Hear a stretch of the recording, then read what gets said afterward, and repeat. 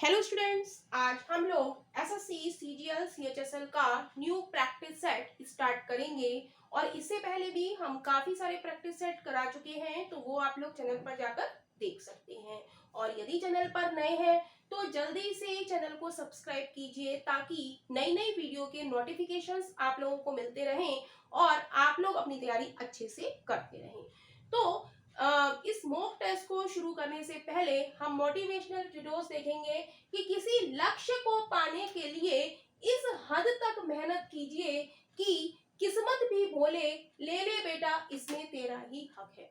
तो अभी एग्जाम काफी नजदीक आने वाला है, तो हमें बहुत मेहनत करनी है और एग्जाम हमें क्लियर करना है। और ऐसे ही हमें मॉक टेस्ट पर बने रहना है, क्योंकि मॉक टेस्ट करेंगे तो हमारा सारे क्वेश्चंस हमारे होते रहेंगे सारे चैप्टर्स के। तो देखते हैं हम क्वेश्चन नंबर 1।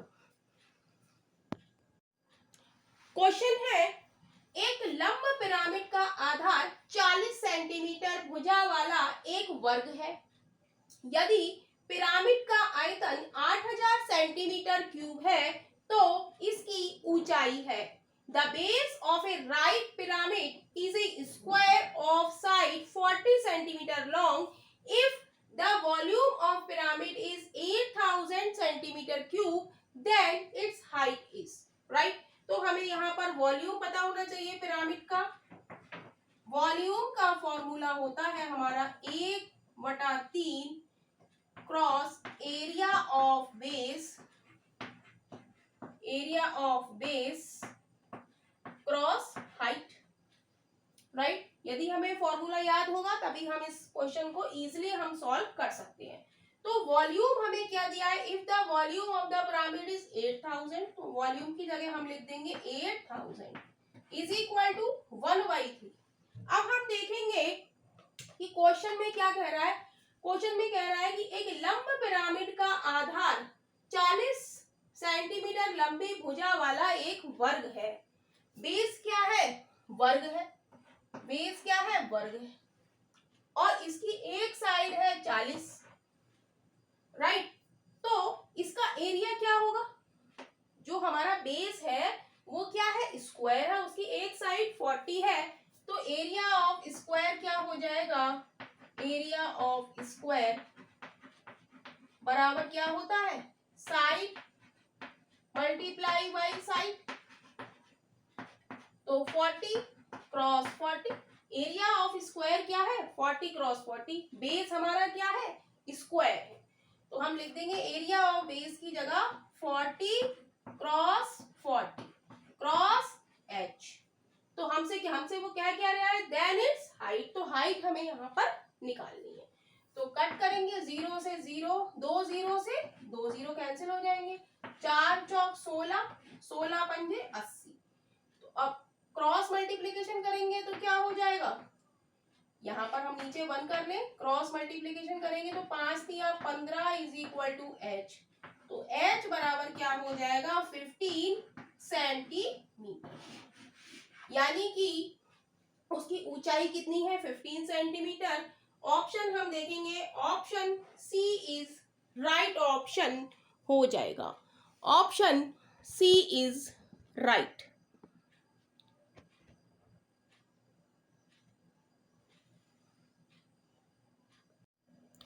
क्वेश्चन है, sine square 63 degree plus sine square 27 degree upon cos square 17 degree plus cos square 73 degree का मान ज्ञात कीजिए। तो हम लिखेंगे sine square 63 degree plus sine square 27 degree को हम लिख सकते हैं sine square 90 minus 63 degree upon cos square 17 को हम लिख सकते हैं cos square 90 minus 73 degree plus cos square 73 degree. Right, जब 90 में से हम 63 घटाएंगे तो कितना आएगा, 27। 90 में से 73 सब्ट्रैक्ट करेंगे तो क्या आएगा, 17। हम जानते हैं साइन 90 माइनस थीटा बराबर होता है कॉस थीटा। तो साइन स्क्वायर 90 माइनस थीटा बराबर क्या हो जाएगा, कॉस स्क्वायर थीटा। और cos 90 minus theta is equal to sine theta. तो कॉस स्क्वायर 90 माइनस थीटा बराबर क्या हो जाएगा, साइन स्क्वायर थीटा। इतनी बात क्लियर है। तो इसी का हम यहाँ पर प्रयोग करेंगे। तो sine square 63 plus sine square 90 minus theta, इसको हम अगर थीटा मान लें तो साइन स्क्वायर 90 माइनस थीटा बराबर क्या होता है, कॉस स्क्वायर थीटा। तो हम लिख देंगे कॉस स्क्वायर और थीटा की जगह यहाँ पर क्या है 63 डिग्री। तो 63 degree upon cos square 90 minus theta. 73 को हमने क्या मान लिया, थीटा मान लिया। तो कॉस स्क्वायर 90 माइनस थीटा हमारा क्या होता है, साइन स्क्वायर थीटा, जहां पर थीटा हमारा क्या है 73 degree. Sine square 73 degree plus cos square 73 degree, right. और ये वाला फॉर्मूला हम छोटी क्लासों से ही पढ़ते हुए आए हैं कि sine square theta plus cos square theta बराबर क्या होता है, हमारा 1 होता है। और नीचे भी क्या बन रहा है, थीटा थीटा एंगल दोनों में सेम है, यहाँ भी 73, यहाँ भी 73, यहाँ 63, यहाँ 63। तो sine square theta plus cos square theta क्या होता है, 1 होता है। तो आंसर हमारा यहाँ पर क्या हो जाएगा, 1/1 इज इक्वल टू 1, यानी कि ऑप्शन हमारा बी इज राइट ऑप्शन हो जाएगा। Option B is right. Question है, what will be the compound interest on ₹5,000 for 3 year at 10% per annum. कह रहा है ₹5,000 पर 3 वर्षों का 10% वार्षिक दर से चक्रवृद्धि ब्याज कितना होगा। तो इस क्वेश्चन को हम कैसे करेंगे, हमें निकालना है 5,000 रुपए का 10% वार्षिक ब्याज से हमें वार्षिक दर से 3 वर्षों का निकालना है। तो प्रथम वर्ष के लिए हम 1 लाइन खींचते हैं, द्वितीय वर्ष के लिए हम 2 लाइन खींचते हैं और तृतीय वर्ष के लिए हम 4 लाइनें खींचेंगे, राइट। तो यहाँ पर हम लिखेंगे इस 5,000 का 10% क्या हो जाएगा 500, राइट। 5,000 का 10% हम कैसे निकालेंगे, 5,000 क्रॉस 10 बाई 100, 2 0 से 2 0 गए, क्या बचा 500, राइट। तो ये 500 हमने यहाँ लिख दिया। अब दूसरे वर्ष में हम क्या करेंगे कि इस 5,000 का 10% हम यहाँ पर लिखेंगे, राइट। और इस 5,000 का 10% हम यहाँ लिखेंगे, तो ये क्या हो जाएगा 50। 500 का 10% 10 बाई 100, 2 0 से 2 0 गए, क्या आया 50, राइट।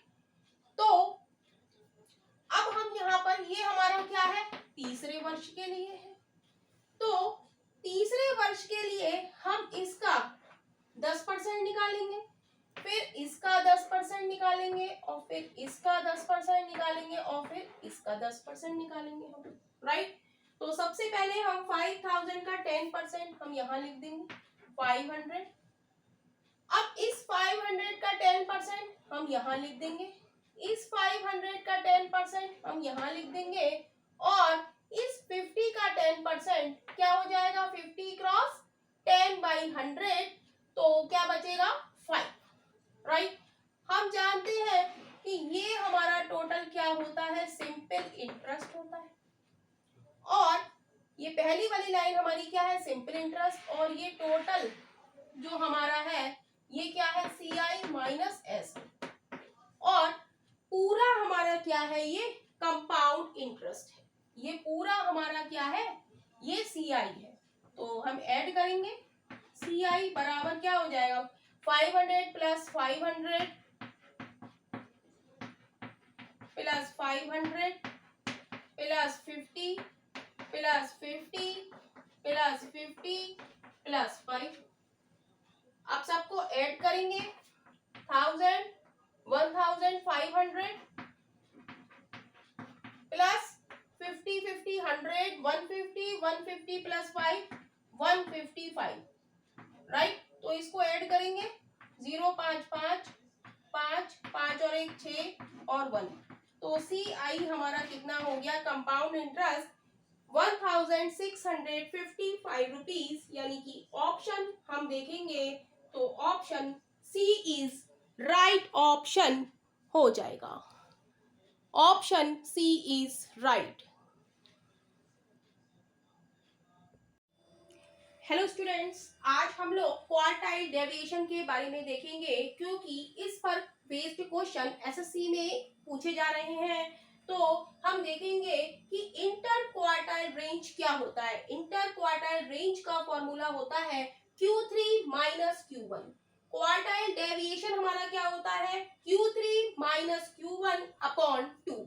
एंड नंबर 3 पर हमारा आता है कि कोएफिशिएंट ऑफ क्वार्टाइल डेविएशन क्या होता है, ये होता है Q3 minus Q1 upon Q3 plus Q1, right. तो ये बहुत ही इजी है, ये फॉर्मूले बस 3 ही फॉर्मूले हैं, इसको हमें माइंड में रखना है और हम क्वेश्चन को सॉल्व कर लेंगे, right.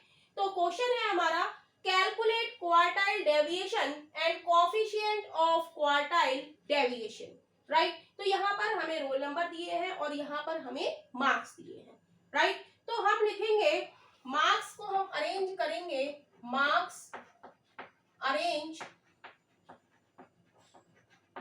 In ascending order, in ascending order।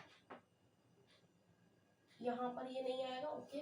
In ascending, mark arrange in ascending order, right. जो हमें ये मार्क्स दिए गए हैं इसको हम असेंडिंग ऑर्डर में फिक्स करेंगे। तो असेंडिंग ऑर्डर क्या होता है हमारा, छोटे नंबर से बड़ा नंबर। तो सबसे छोटा नंबर हमारा क्या है, 12। तो हम सबसे पहले लिख देंगे 12, फिर क्या है 15, फिर उसके बाद 15 के बाद हमारा है 20, 15 के बाद 20, 20 के बाद 28, 28 के बाद 30, 30 के बाद 40 और 40 के बाद 50। तो ये हमारा क्या हो गया, असेंडिंग ऑर्डर हो गया मार्क्स का, राइट। तो हमसे वो क्वेश्चन में कहेगा कि आप निकालिए इंटर क्वार्टाइल रेंज, राइट। तो इंटर क्वार्टाइल रेंज का फॉर्मूला होता है Q3 माइनस Q1, राइट। तो Q1 हम निकालेंगे, राइट। Q1 का फॉर्मूला क्या होता है, Q1 का फॉर्मूला होता है size of n+1/4 term. Q1 का फॉर्मूला क्या होता है, n+1/4 टर्म। n हमारे यहाँ पर कितने हैं, 1 2 3 4 5 6 7। तो हम लिखेंगे 7+1/4 is equal to 8/4 is equal to second term. तो सेकेंड टर्म हमारी क्या है, जो हमने अरेंज की हुई है, सेकेंड टर्म हमारी क्या है 15। तो Q1 यहां से आ गया हमारा 15, राइट। अब हम निकालेंगे Q3, हमें Q1 और Q3 ही निकालना है। तो Q3 का फॉर्मूला क्या है, simply size of 3n+1/4 term. तो n हमारी कितनी है, 7 है। तो 7+1 8/4 टर्म। तो ये हो जाएगा हमारा 4 दूनी 8, यानी कि 6th टर्म। 6th टर्म हमारी कौन सी है, 1 2 3 4 5 6, 6 टर्म है हमारी 40। तो Q3 हमारा हो गया 40। जब हमारे पास Q3 और Q1 की वैल्यू हमारे पास आ जाती है, तब हम इंटर क्वार्टाइल रेंज हमसे पूछे तो हम वो निकाल लेंगे, quartile deviation, coefficient of quartile deviation. इन सब में हमें Q3 और Q1 ही चाहिए। तो इंटर क्वार्टाइल रेंज निकालेंगे हम सबसे पहले। हमसे क्या पूछा है, क्वार्टाइल डेविएशन पूछा है, तो क्वार्टाइल डेविएशन निकालेंगे। या इंटर क्वार्टाइल रेंज क्या हो जाएगी, Q3 माइनस Q1, यानी कि Q3 हमारा कितना है 40 माइनस 15 25।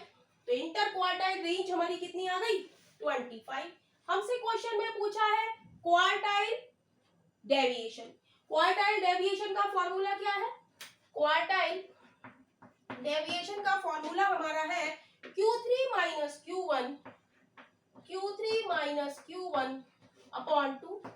तो Q3 हमारा कितना आया है 40 माइनस 15 अपॉन 2। तो ये हो गया 10 में से 5 गया 5, 3 में से 1 गया 2, 25/2 यानी कि 12 2 एकम 2,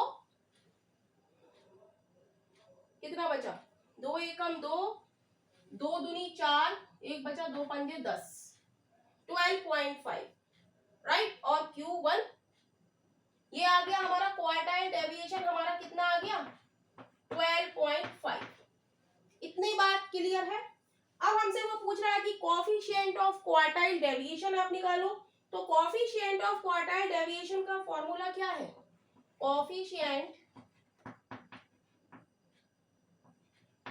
ऑफ क्वार्टाइल डेविएशन का फॉर्मूला है Q3 minus Q1 upon Q3 plus Q1, Q3 plus Q1। तो इसमें हम वैल्यू Q3 और Q1 की पुट कर देंगे और हमारा आंसर आ जाएगा राइट। तो वैल्यू हम फिक्स करेंगे।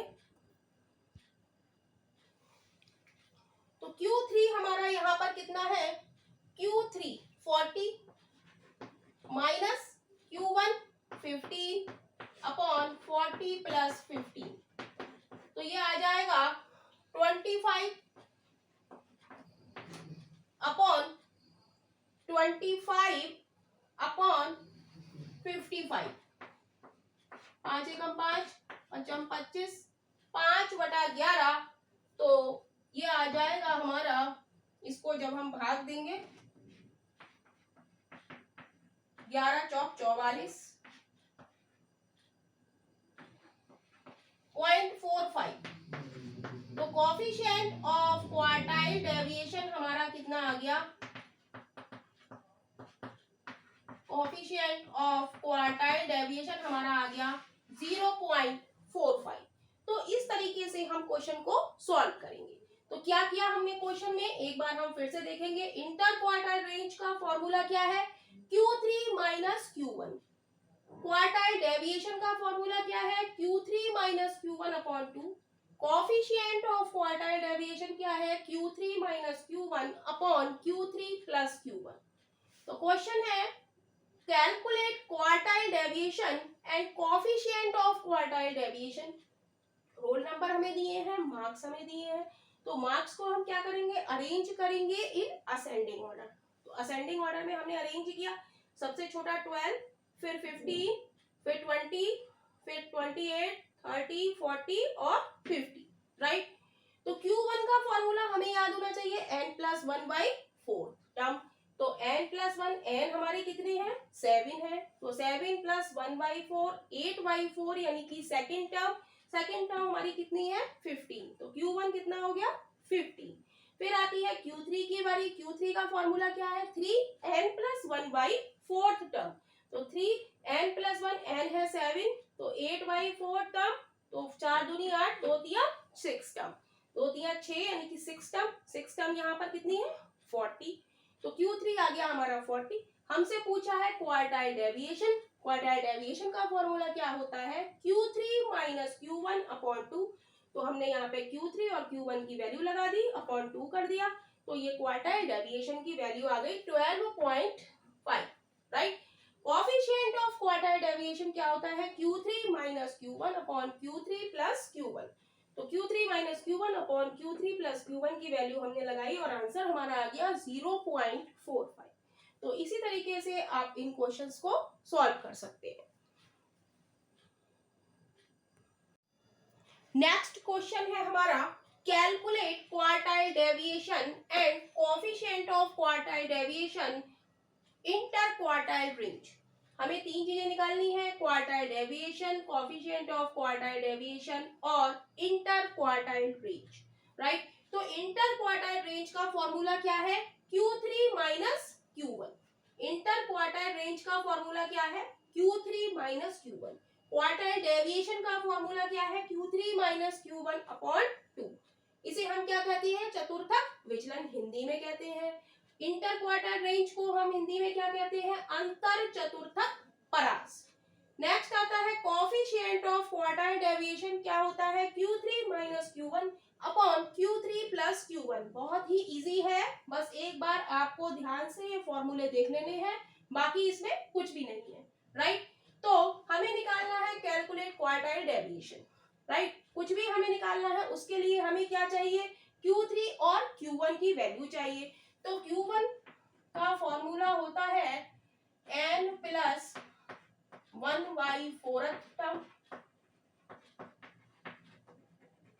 और Q3 का फॉर्मूला होता है 3n प्लस 1/4 टर्म,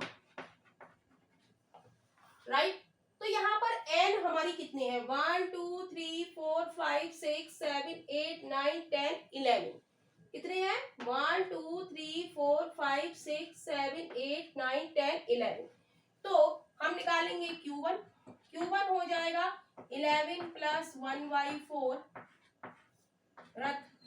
टर्म, तो ये हो जाएगा 12 अपॉन 4, यानी कि 12/4 टर्म। 4 से काटेंगे, 4 तिया 12, तो Q1 हो जाएगा थर्ड टर्म, और थर्ड टर्म हमारी यहाँ पर कितनी है, 14। तो Q1 हमारा क्या आ गया, 14। क्लियर। अब Q3 हमें निकालना है। Q3 बराबर क्या होता है, 3। n हमारे कितने हैं, 11। 11 में 1 जोड़ेंगे तो 12/4 टर्म, 4 तिया 12, तो 3 तिया 9 टर्म, राइट। तो 9th टर्म हमारी कौन सी है, 1 2 3 4 5 6 7 8 9, यानी कि 35। तो Q3 हमारा कितना है, 35, राइट। तो बस हमें रेंज निकालनी है। सबसे पहले हमें क्या निकालना है, रेंज हम निकालेंगे इंटर क्वार्टाइल रेंज। रेंज का फॉर्मूला क्या है, ये Q3 आ गया और ये Q1 आ गया, राइट। Q3 माइनस Q1, तो Q3 माइनस Q1 35 माइनस 14, 1 3 में से 1 गया 2, 21। इंटर क्वार्टाइल रेंज या अंतर चतुर्थक परास हमारा कितना आ गया, 21। नेक्स्ट हमसे 2 नंबर पे पूछ रहा है वो क्वार्टाइल डेविएशन। क्वार्टाइल डेविएशन का फॉर्मूला क्या है, Q3 माइनस Q1 अपॉन 2। तो Q3 हमारा कितना है, 35 माइनस 14 अपॉन 2, 5 में से 4 गया x, 3 में से 1 गया 2, 21/2, राइट। तो 2 एकम 2, 2 पंजे 10, 2 पंजे 10, 15.5 समथिंग आएगा। थर्ड हमसे पूछ रहा है वो coefficient of quartile deviation. Coefficient of quartile deviation, इसका फॉर्मूला क्या है, Q3 minus Q1 upon Q3 plus Q1। Q3 हमारा कितना है, Q3 है 35 माइनस 14 अपॉन 35 प्लस 14, तो ये हो गया 1, 3 में से 1 गया 2, 5 4 9, 3 और 1 4, 21 अपॉन 49। 7 तिया 21, 7 7 49, भाग देंगे 7 को 3 से, 7 चौक 28, 2 बचा, 7 दूनी 14, यानी कि ये आ जाएगा हमारा 0.42, राइट। तो इस तरीके से हम क्वेश्चंस को सॉल्व करेंगे। यहाँ पर हम थोड़ा सा चेंज करेंगे, 21/2 कितना हो जाएगा 10.5, राइट।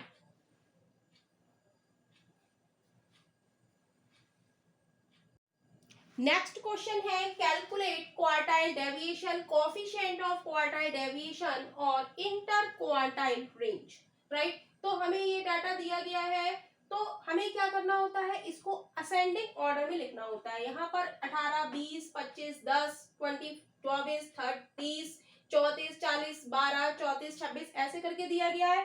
तो हम इसे किस में लिखेंगे, असेंडिंग ऑर्डर में लिखेंगे। तो असेंडिंग ऑर्डर क्या होता है, सबसे छोटा नंबर, फिर उससे बड़ा, फिर उससे बड़ा। तो सबसे छोटा इसमें क्या है 10, फिर उसके बाद 12, 12 के बाद हमारा है 18, 18 के बाद हमारा है 20, 20 के बाद है 24, 25, 26, 26 के बाद है 30, 34, फिर 34 दो बार 34 है, एंड 40, राइट। तो हमें निकालना है inter quartile range, quartile deviation, coefficient of quartile deviation. तो इंटर क्वार्टाइल रेंज का formula Q3 minus Q1, quartile deviation Q3 minus Q1 upon 2, coefficient of quartile deviation Q3 minus Q1 upon Q3 plus Q1। ये फॉर्मूले हमें याद हो ही जाने चाहिए। तो Q1 निकालने का फॉर्मूला क्या है, इसमें हम देखेंगे फॉर्मूले में Q3 और Q1 ही है, दो चीजें। तो इनका फॉर्मूला है निकालने का, Q1 का फॉर्मूला है n प्लस 1/4 टर्म। तो ये हो जाएगी n हमारी कितनी है 1 2 3 4 5 6 7 8 9 10 11।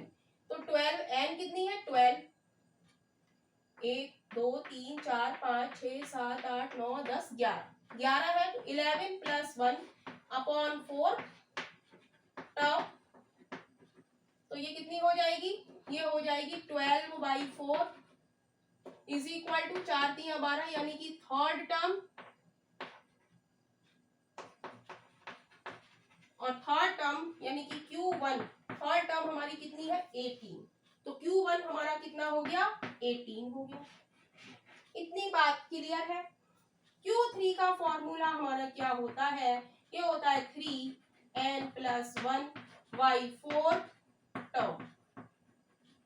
तो ये हो जाएगा 3n है हमारी 11, 11 प्लस 1/4 टर्म। ये हो जाएगा 3 क्रॉस 11 प्लस 1 12, 12/4 कर देते हैं, 12/4 4 3 12, यानी कि 9th टर्म। 9th टर्म हमारी कौन सी है, देखेंगे 1 2 3 4 5 6 7 8 9। तो Q3 हमारा क्या हो गया 34। Q3 हमारा कितना आ गया 34। जब हमारे पास Q3 और Q1 की वैल्यू आ जाती है तो हम तीनों चीजें निकाल सकते हैं। रेंज हम निकालेंगे इंटर क्वार्टाइल रेंज, क्या हो जाएगी Q3 minus Q1 is equal to Q3 हमारा कितना है 34 माइनस का 18। तो ये कितना बचेगा 14 में से 8 या 6 16। तो इंटर क्वार्टाइल रेंज हमारी कितनी हो गई 60। क्लियर। अब हमसे पूछा है क्वार्टाइल डेविएशन। क्वार्टाइल डेविएशन का फॉर्मूला क्या है Q3 minus Q1 upon 2। Q3 minus Q1, 34 में से 18 हम घटाएंगे, 34 माइनस 18 अपॉन 2 यानी कि 16 अपॉन 2, 2 से काटेंगे 2 8 16 यानी कि 8। तो क्वार्टाइल डेविएशन हमारा कितना आ गया 8 आ गया। अब हमें निकालना है कोएफिशिएंट ऑफ क्वार्टाइल डेविएशन। ये क्या होता है formula Q3 minus Q1 upon Q3 plus Q1, right. तो Q3 34 माइनस 18 अपॉन 34 प्लस 18। तो ये हो जाएगा 16 अपॉन 8 4 12 52। इसे काटेंगे 2 दूनी 4 2 छंग 12 2 8 16 2 चौक 8 2 1 हम 2, 2 3 6। जब इसको डिवाइड करेंगे तो ये आ जाएगा 0.3 के आसपास। तो यही इस क्वेश्चन का आंसर है।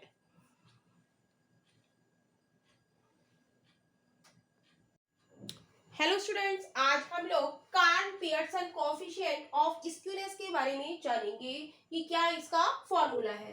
तो इसके दो फॉर्मूले हैं, एक है mean minus mode upon standard deviation और दूसरा फॉर्मूला है हमारा 3 mean minus median upon standard deviation. तो ये दो फॉर्मूले हैं और इस पर बेस्ड क्वेश्चंस हमसे पूछे गए हैं एग्जाम में। तो जैसे कि इस तरीके से भी क्वेश्चन आ सकता है कि Karl Pearson coefficient of skewness का फॉर्मूला कौन सा है, राइट। तो यदि ये फॉर्मूला आएगा तो हम इस पे टिक कर देंगे, ये वाला दिखेगा तो हम इस पर टिक कर देंगे। तो ये एसएससी सीजीएल टायर 2 2022 में ऑब्जेक्टिव क्वेश्चंस में ये पूछा गया है। तो इस तरीके से भी इस पर क्वेश्चन पूछे जा सकते हैं और इस पर ऐसे क्वेश्चन भी पूछे जाएंगे जैसे अ data set has a mean of 50, a mode of 45 and a standard deviation of 10. Find Karl Pearson coefficient of skewness. कह रहा है एक डाटा सेट का माध्य 50 है, बहुलक 45 है और मानक विचलन 10 है। तो कार्ल पियर्सन का विषमता गुणांक ज्ञात करो। तो हमें फॉर्मूला याद है, हमें देख रहे हैं कि हमें इसमें क्या दिया है, हमें इसमें दिया है माध्य यानी कि मीन, बहुलक यानी कि मोड और स्टैंडर्ड डेविएशन यानी कि मानक विचलन हमें दिया गया है। तो हम ये वाला फॉर्मूला इसमें लगाएंगे। तो फॉर्मूला है हमारा skewness of Karl Pearson is equal to mean minus mode upon standard deviation, standard deviation, right. Mean मतलब माध्य, मोड मतलब बहुलक और स्टैंडर्ड डेविएशन मींस मानक विचलन। तो माध्य हमें कितना दिया है, मीन हमें दिया है 50 माइनस मोड यानी कि बहुलक हमें दिया है 45 अपॉन स्टैंडर्ड डेविएशन यानी कि मानक विचलन हमें दिया है 10। तो इसको हमें सॉल्व करेंगे तो 50 में से 45 जाएंगे तो कितना बचेगा 5 अपॉन 10, 0 हटाएंगे और यहाँ एक पॉइंट लगा लेंगे तो आंसर हो जाएगा 0.5 यानी कि Karl skewness of Karl Pearson हमारी कितनी आ गई 0.5 यानी कि ऑप्शन हमारा बी इज राइट ऑप्शन हो जाएगा। Option B is right. Next question है हमारा find the standard deviation of 11, 7, 10, 13 and 9। 11, 7, 10, 13, 9 का मानक विचलन ज्ञात कीजिए। मानक विचलन को हम क्या कहते हैं, स्टैंडर्ड डेविएशन, राइट। मानक विचलन को हम क्या कहते हैं, स्टैंडर्ड डेविएशन। और इसे हम किससे डिनोट करते हैं, सिग्मा से। और इसे हम क्या लिख लेते हैं, अंडर रूट वेरिएंस।